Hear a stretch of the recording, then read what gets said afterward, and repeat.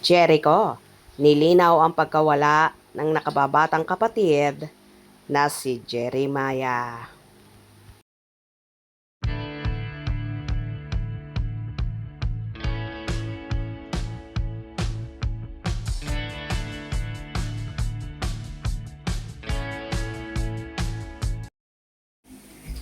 Nagbigay na rin ng kanyang statement si Jericho Rosales tungkol sa pagkawala ng younger brother niyang si Jeremiah Rosales.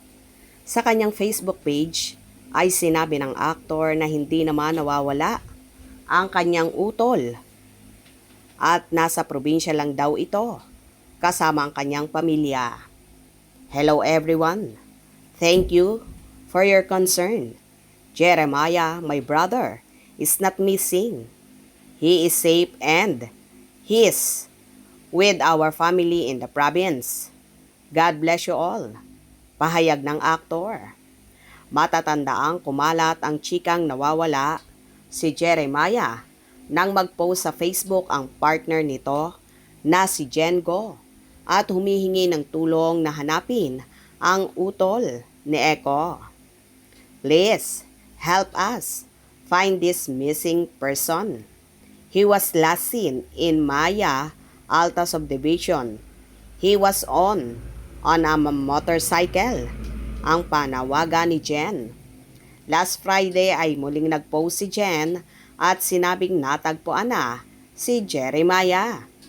Marami naman ang naguluhan dahil magkaiba ang mga pahayag ni na Eko at Jen. Teka, si Jeremiah kaya ay maglalabas din ng sarili niyang statement? Well, sana lang para maging malinaw ang lahat. Well, nilinaw na nga ni Eko ang lahat at nagpasalamat siya sa lahat ng naging concern sa pagkawala ng kanyang nakababatang kapatid. At nagpasalamat din siya na okay at nasa maayos na sitwasyon ang kapatid na si Jeremiah kasama ang kanyang pamilya. Magkaiba man ang naging statement ni Eko at ng kinakasama ni Jeremiah na si Jengo, ang importante ay ligtas siya at kasama na ang pamilya. Ipinapakita lang ni Eko na may concern siya sa kanyang nakababatang kapatid kahit na may chika noon na may hindi pagkakaunawaan ang mag-utol.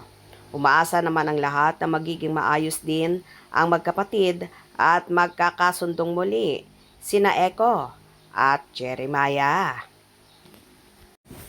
Anyway, hindi naman talaga maiaalis sa magkakapatid ang hindi pagkakaroon ng unawaan. Pero pagdating pa rin ng panahon, pamilya pa rin ang magtutulungan at magdadamayan. Sana maging maayos ng lahat at muling magkasundo na sina Eko at Jeremiah. Kung nagustuhan nyo ang video na ito, comment down below.